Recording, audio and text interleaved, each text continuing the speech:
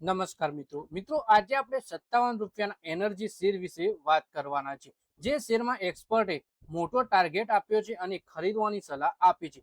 તો આ કયો શેર છે અને બ્રોકરેજ હાઉસે આના વિશે શું રિપોર્ટ બહાર પાડ્યો છે, એ તમામ માહિતી આપણે ડિટેલમાં જોઈશું.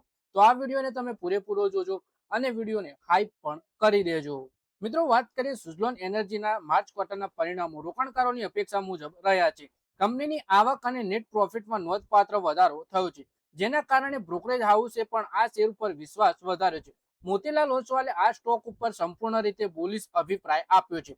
બ્રોકરેજે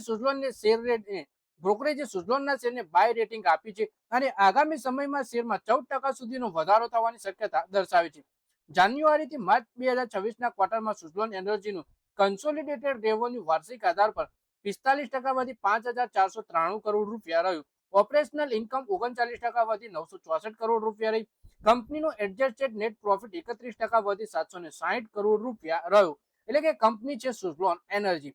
અને બ્રોકરેજ હાઉસ મોતીલાલ ઓસવાલે આ શેર ઉપર બાય રેટિંગ આપતા ખરીદવાનું જણાવ્યું છે અને આગળ આવનારા સમયમાં 14% સુધીનો વધારો થઈ શકે છે. આપણે થોડા દિવસ પહેલા જ વાત કરી હતી કે સુઝલોન એનર્જીના કંપની ઉપર 29 કરોડ રૂપિયાનો સેબીએ દંડ ફટકાર્યો છે, જેની અસર આજના દિવસે આપણને સુઝલોનના શેર ઉપર પણ જોવા મળી, જેમાં આપણને 5.5%થી વધુનો ઘટાડો જોવા મળ્યો. પણ આ આપણે કહી શકીએ કે 2014નો મામલો હતો, જેના કારણે વધારે અસર આપણને શેર ઉપર જોવા નહીં મળે. વધારે માહિતી આપણે શેર વિશે જોઈએ. સુઝલોન એનર્જીના શેર છેલ્લા 1 મહિનામાં લગભગ 4% અને 6 મહિનામાં 7% વધ્યા છે. વર્ષ 2026માં અત્યાર સુધીમાં શેરે 10%નું રિટર્ન આપ્યું છે, જ્યારે છેલ્લા 1 વર્ષમાં શેરના ભાવમાં 18%નો ઘટાડો થયો છે. છેલ્લા 5 વર્ષમાં શેરે 755%નું મલ્ટીબેગર રિટર્ન આપ્યું છે. છેલ્લા ટ્રેડિંગ સેશનમાં શેર 57.75 બંધ થયો હતો. મોતીલાલ ઓસવાલે સુઝલોન એનર્જી માટે ટાર્ગેટ પ્રાઇસ 65 રૂપિયા નક્કી કરી છે, જે હાલના ભાવથી 14% વધુ છે. પણ આજના દિવસે આપણને 5.5%થી વધુનો ઘટાડો જોવા મળ્યો. પણ આ ઘટાડો આપણે કહી શકીએ કે ટૂંક સમયનો જ ઘટાડો છે. લાંબા ગાળે તો આ શેરમાં આપણને તેજી જોવા મળી શકે છે. કંપનીના નાણાકીય સ્થિતિ વિશે વાત કરીએ તો સેબીએ જણાવ્યું કે જો આ વ્યવહારોને બાકાત રાખવામાં આવ્યા હોત તો કંપનીની નેટવર્થ નોંધપાત્ર રીતે નબળી દેખાઈ હોત. નિયમનકારે નાણાકીય વર્ષ 2015માં નોંધાયેલા 6,026 કરોડના ક્ષતિ ચાર્જ પર પણ પ્રકાશ પાડ્યો હતો. વધુમાં આ સમયગાળા દરમિયાન કંપની દ્વારા હાથ ધરવામાં આવેલા ઇક્વિટી ઇસ્યુ અને રિસ્ટ્રક્ચરિંગ પગલાંનો સંદર્ભ આપવામાં આવ્યો હતો. એટલે કે જે સેબીએ દંડ લગાવ્યો એના વિશે આપણે આમાં વાત કરી. પછી ઓર્ડર બુક વિશે વાત કરીએ સુઝલોન એનર્જીની, તો મોતીલાલ ઓસવાલનો સુઝલોન પર વિશ્વાસ વધવાનું મુખ્ય કારણ કંપનીની મજબૂત ઓર્ડર બુક છે. માર્ચ 2026ના અંતે કંપની પાસે 5.9 ગીગાવોટના ઓર્ડર છે. આ ઓર્ડર બુકમાં 51% હિસ્સો કોમર્શિયલ અને ઇન્ડસ્ટ્રીયલ ગ્રાહકોનો છે. 34% હિસ્સો કેન્દ્ર અને રાજ્ય સરકારના ઓક્શન પ્રોજેક્ટનો છે. 15% હિસ્સો પબ્લિક સેક્ટર યુનિટ્સનો સામેલ છે.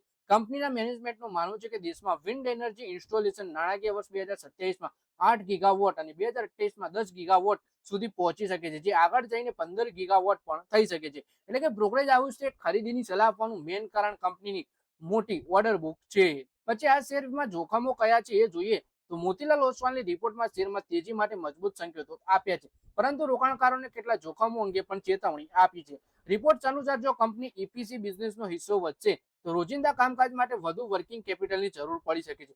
સાથે જ સુઝલોનની ભવિષ્યની વૃદ્ધિ એ ઉપર આધાર રાખે છે કે નવા ઓર્ડર કેટલી ઝડપથી મળે છે અને કંપની પોતાના હાલના પ્રોજેક્ટ સમયસર પૂરા કરે છે કે નહીં. તો મિત્રો, આ વિડીયોમાં આપણે વાત કરી સુઝલોન એનર્જીના શેર વિશે, જેમાં બ્રોકરેજ હાઉસે 64 રૂપિયાના ટાર્ગેટ સાથે ખરીદીની સલાહ આપી છે અને બ્રોકરેજ હાઉસે એની સામે કયા નુકસાન ચેતવણી પણ આપી છે કે શું ધ્યાન રાખવું. સાથે જ વાત કરી કે સુઝલોન એનર્જીના શેરમાં આપણને 5.5%થી વધુનો આજના દિવસે ઘટાડો જોવા મળ્યો, જેનું મુખ્ય કારણ સેબીએ કંપની ઉપર અને તેના મુખ્ય વહીવટદારો ઉપર જે 29 કરોડ રૂપિયાનો દંડ ફટકાર્યો હતો એ કહી શકીએ. તો મિત્રો, આ વિડીયોમાં બસ આટલું છે. હવે મળીએ આવનારા વિડીયોમાં. ત્યાં સુધી વિડીયોમાં લાઈક કરો, કોમેન્ટ કરો અને વિડીયો પોતાના મિત્રો સાથે ફેસબુક, ઇન્સ્ટાગ્રામ, વોટ્સએપ બધી જગ્યાએ શેર કરો.